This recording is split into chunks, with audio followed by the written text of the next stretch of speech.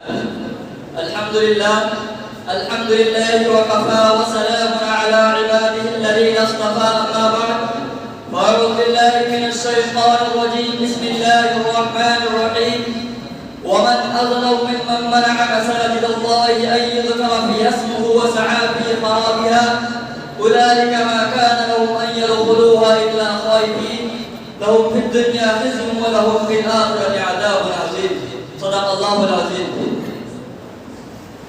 سرفروشی کی تمنا اب ہمارے دل میں ہے، سرفروشی کی تمنا اب ہمارے دل میں ہے، دیکھنا ہے زور کتنا بازوئے قاتل میں ہے.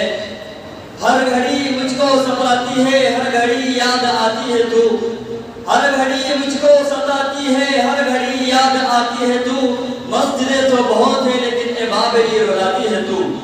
معزز اساتذہ کرام، مہمانان خصوصی حضرت مولانا مفتی یوسف صاحب، مولانا عابد صاحب اور حدیث طلبہ، آج کے اس انجم اصلاح اللسان کے موقع پر میں آپ کے سامنے حاضر ہوا ہوں اور میرا مختصر عنوان ہے باب مسجد کو ایک دن انصاف ملے گا.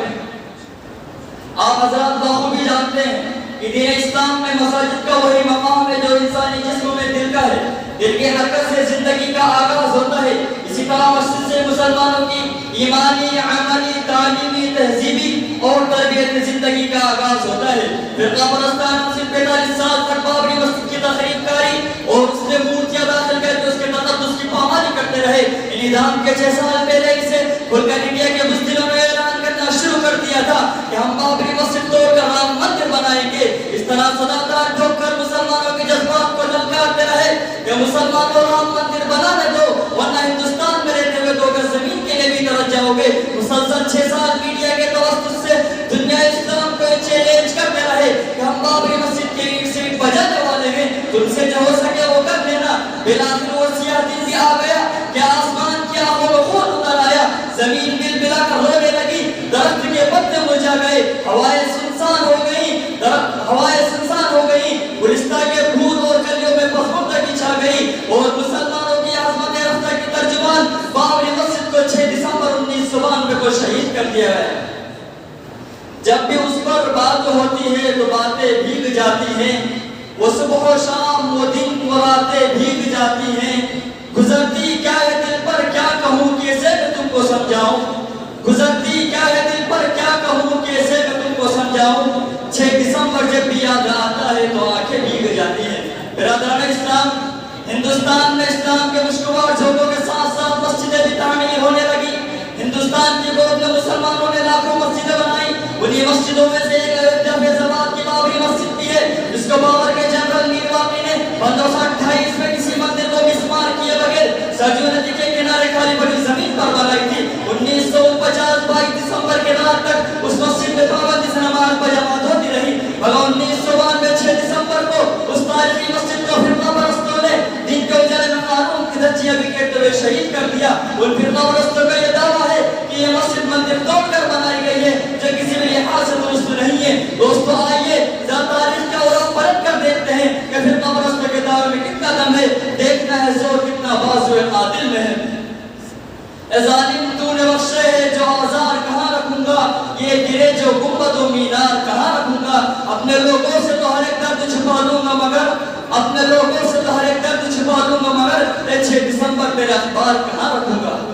برادران اسلام، آرکیولوجیکل سروے آف انڈیا نے اپنی رپورٹ میں اس حقیقت کا انکشاف کیا ہے کہ جب بابری مسجد بنائی گئی تو وہ کوئی عمارت نہیں تھی. سپریم کورٹ نے 19 نومبر 2019 کو بابری مسجد کو یہاں کے اکثر لوگوں کے حوالے کرتے ہوئے اس بات کو کھلے لفظوں میں تسلیم کیا ہے کہ بابری مسجد کسی مندر کو توڑ کر یا کوئی عمارت گرا کر نہیں بنائی گئی. اس کے علاوہ رام چترمان سے جرمائن کے مسلم تلسی داس ہیں جن کی ولادت 13 اگست 1532 کو ہوئی اور ان کی وفات 31 جولائی 1623 کو ہوئی. تلسی داس نے اکبر اور جہانگیر دونوں کا زمانہ پایا اور بڑے ولولہ انگیز انداز میں شری رام کی کہانی منظور کی ہے. تلسی داس نے اپنے کتاب میں کہیں بھی رام مندر کے نظام کا ذکر نہیں کیا.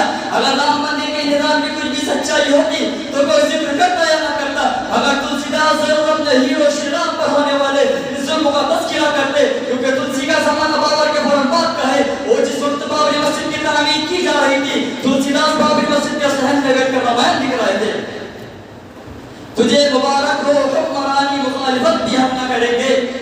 तुझे मुबारक हो हुक्मरानी, मुखालिफत भी हम न करेंगे। अगर मस्जिदों पर हाथ डाला तो तुम रहोगे न हम रहेंगे। बिरादरान इस्लाम, आज इस मुल्क के अंदर मुसलमान बड़ी तादाद में होने के बावजूद कांग्रेस और बीजेपी को सपोर्ट करते हैं। मैं आपसे कहता हूँ, कांग्रेस को सपोर्ट करने वालों सुनो, यही वो कांग्रेस है जिन्होंने 1950 के अंदर बाबरी मस्जिद में मूर्ति रखवाई है। यही वो कांग्रेस है इसने बाबरी मस्जिद के ऊपर ताला लगवाया है। यही वो कांग्रेस है इसने बाबरी मस्जिद के ऊपर केस चलाया है। बिरादरान इस्लाम, वतन अजीज की आजादी के बाद सिंधी कांग्रेसियों ने अपनी सियासी रोटियां सेकने के लिए इस मुद्दे को जिंदा रखना जरूरी समझा। इसी मंसूबे के तहत 1950 के अंदर बाबरी मस्जिद में मूर्ति रखी गई। कांग्रेस पार्टी में सिखों का इतना जोर था कि उस वक्त की जवाहरलाल की हुकूमत थी मस्जिद से मूर्ति निकलवाने में नाकाम रही। बिलाकुल सेकुलर भारत को वसीयत देखना पड़ा कि जब दिन के उजाले में कानून की धज्जियां बिखेरते हुए बाबरी मस्जिद को शहीद कर दिया गया। वो दिन है और रात 29 बरस हो गए, लेकिन बाबरी मस्जिद के साथ इंसाफ नहीं हुआ। सुप्रीम कोर्ट से मुसलमान उम्मीद लगाए बैठे थे कि इंसाफ के मंदिर से इंसाफ का नूर सकेगा, मगर 2 बरस में सुप्रीम कोर्ट ने इस तरह हक़ाइक़ और सबूतों को नजरअंदाज करके महज आस्था की बुनियाद पर फैसला सुनाया। वो न सिर्फ मुसलमानों के लिए गमनाक था, बल्कि मुल्क के सेकुलर किरदार पर जबरदस्त हमला था, यहाँ के आईन और कवानीन पर हमला था। दोस्तों, मुसलमान बाबरी मस्जिद को न भूला है और न कल क़यामत तक इंशाअल्लाह भूलेगा। अल्लाह ताला का फरमान है, वो तिलकल अय्याम नुदाविलुहा बैनन नास। किसी को हमेशा वक्त हासिल नहीं रहा है। आज किसी का उरूज है तो कल किसी दूसरे को हासिल होगा। तारीख के औराक में बड़े बड़े जाहो जलाल और कब्र शौकत वाले की वीराने और कब्रिस्तान नजर आते हैं। जालिम को खुदा का कानून छोड़ता नहीं है, उसका जो इंसाफ का चाबुक चलता है और मज़ालिमों के पूरे निजाम को जल कर रख देता है। मैं आपसे कहता हूँ मुसलमानों, आपको मायूस होने की जरूरत नहीं है। आज नहीं तो कल देश पर हमारी हुकूमत होगी और हमारा इस मुल्क पर कब्जा होगा और हम बाबरी मस्जिद को दोबारा से तामीर करेंगे। मैं इस शेर के साथ तकरीर खत्म करता हूँ।